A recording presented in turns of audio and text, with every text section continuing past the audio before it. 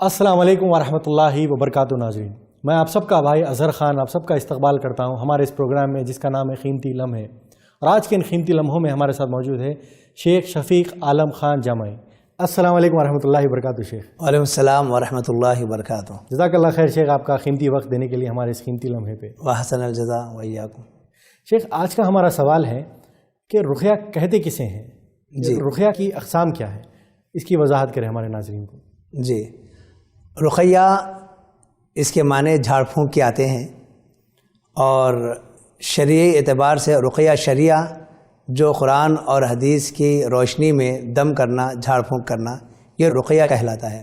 ویسے رقیہ عام طور پر جھاڑ پھونک کو کہتے ہیں، اور یہ اس کا سلسلہ زمانے قدیم سے ملتا ہے۔ اللہ کے نبی صلی اللہ علیہ وسلم کے دور سے پہلے بھی لوگ رقیہ کرواتے آئے ہیں، لیکن رقیہ شریعہ کہیں گے جو نبی صلی اللہ علیہ وسلم کے بتائے ہوئے طریقے کے مطابق یا شریعت کے دائرے میں رہ کر جھاڑ پھونک کرنا، یہ رقیہ شریعہ کہلاتا ہے۔ یعنی جھاڑ پھونک کا بھی تھوڑا سا مطلب بتا دیجیے، وضاحت کر دیجیے۔ جھاڑ پھونک کہتے ہیں کہ کچھ الفاظ کا اپنی زبان سے ادا کرنا اور اس کو دم کر دینا، پھونک دینا، پھونک مارنا، یعنی انگلش میں ٹریٹمنٹ بائی ورڈز کہیں گے۔ جی جی جی، اور اس میں صرف پھونکنا نہیں ہے، پھکارنا یعنی تھوک کے چھینٹے بھی گرنا، یہ ہے اصل رقیہ، اور اس کو دم کہتے ہیں۔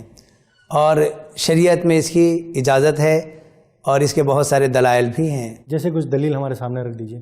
دلائل بہت سارے ہیں، خود اللہ کے نبی صلی اللہ علیہ وسلم سے بھی دم کرنا ثابت ہے۔ جیسے عثمان بن ابی العاص رضی اللہ عنہ کہتے ہیں کہ میں جب نماز پڑھ رہا ہوتا تو ایسے وقت میں میرے سامنے کوئی چیز آیا جایا کرتی، جس کی وجہ سے میرا دماغ منتشر ہو جاتا، اور میں کبھی بھول بھی جاتا ہوں کہ میں نے کیا پڑھا ہے۔ تو یہ سلسلہ میرے ساتھ جب چل رہا تھا تو میں نے سفر کا ارادہ کیا اور اللہ کے نبی صلی اللہ علیہ وسلم کی خدمت میں پہنچا۔ نبی صلی اللہ علیہ وسلم نے جب مجھے دیکھا، تعجب کیا، اور تعجب سے کہنے لگے عثمان بن ابی العاص۔ میں نے کہا ہاں، کیسے آئے ہو؟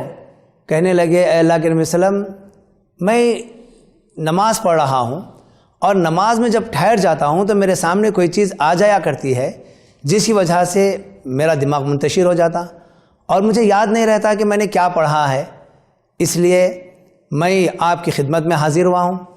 اللہ کے نبی صلی اللہ علیہ وسلم نے کہا یہ تو شیطان ہے، اس کو میرے قریب کرو۔ جب اللہ کے نبی صلی اللہ علیہ وسلم نے بات کہی تو میں اپنے پنجوں کے بل اللہ کے نبی صلی اللہ علیہ وسلم کے سامنے بیٹھ گیا۔ اللہ کے نبی صلی اللہ علیہ وسلم اپنے دستے مبارک میرے سینے پر رکھا، اور اس کے بعد اللہ کے نبی صلی اللہ علیہ وسلم نے دم کیا اور کہا اخرج یا عدو اللہ، یعنی اے اللہ کے دشمن تو نکل جا۔ اور 3 مرتبہ اللہ کے نبی صلی اللہ علیہ وسلم نے ایسا کیا۔ پھر اس کے بعد مجھ سے کہا کہ اے عثمان بن ابی العاص، اب تم جاؤ اپنے کام میں لگ جاؤ۔ یہ بھی ایک دلیل ہو گئی۔ اور دوسری دلیل، یعنی رسول صلی اللہ علیہ وسلم نے خود کیا ہے۔ جی، دوسری دلیل کہ ایک عورت اپنے لڑکے کو لے کر آئی ہے، اور اس لڑکے کی بیماری اللہ کے وسلم کے پاس پیش کی۔ اللہ کے نبی صلی اللہ علیہ وسلم نے اس کا بھی علاج کیا ہے، یہ بھی اور بہت مشہور و معروف حدیث ابو سعید خدری رضی اللہ تعالیٰ عنہ کی ہے کہ وہ ایک سفر پر تھے۔ تفصیلی حدیث ہے، مختصراً یہ کہ وہاں کے علاقے والے ان کی مہمان نوازی بھی نہیں کیے، ان کے ساتھ کوئی اچھا سلوک بھی نہیں کیے۔ پھر اس کے بعد رات گزری کہ اسی شہر کے یا اسی علاقے کے سردار کو بچھو نے ڈس لیا۔ اب وہ دم کرنے والوں کو تلاش کرتے ہوئے مسلمانوں کے اس قافلے تک پہنچے، کہا کہ تمہارے پاس کوئی دم کرنے والا ہے؟ تو ابو سعید خدری رضی اللہ تعالیٰ عنہ نے کہا کہ میں جانتا ہوں۔ پھر ابو سعید خدری رضی اللہ تعالیٰ عنہ نے سورہ فاتحہ اس شخص پر دم کیا جس سے بچھو کا زہر زائل ہوا، یہ بھی دلیل ہے۔ پھر اس نے تحفتاً بکریاں بھی دی، وہ معاملہ اللہ کے نبی صلی اللہ علیہ وسلم کے پاس آیا، تو یہ بھی ایک مضبوط دلیل ہے۔ اس کے علاوہ اور کئی دلائل ہیں دم کرنے کے، نبی صلی اللہ علیہ وسلم سے، صحابہ اکرام سے، تابعین سے، تبع تابعین سے، ائمہ سے، سب سے دلیل ملتی ہے کہ دم کیا جا سکتا ہے، جھاڑ پھونک کیا جا سکتا ہے۔